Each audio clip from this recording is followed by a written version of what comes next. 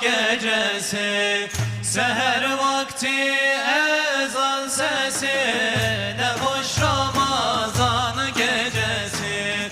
Seher vakti ezan sesi, ne hoş Ramazan gecesi.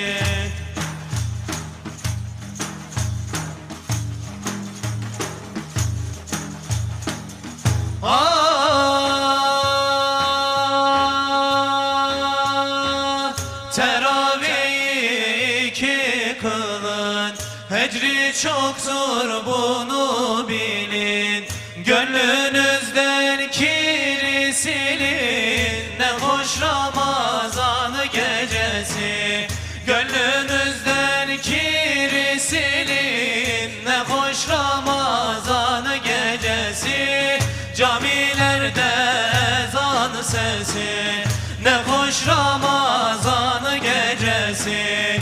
Seher vakti ezan sesi, ne hoş Ramazan gecesi. Seher vakti ezan sesi, ne hoş Ramazan gecesi.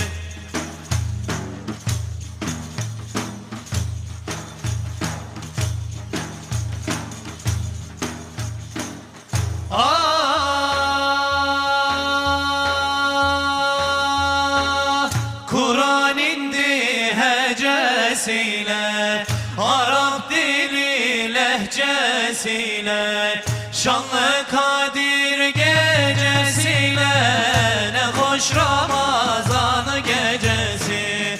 Şanlı Kadir gecesiyle, ne hoş Ramazan gecesi.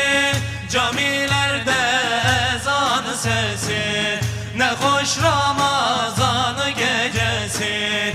Seher vakti ezan sesi, ne hoş Ramazan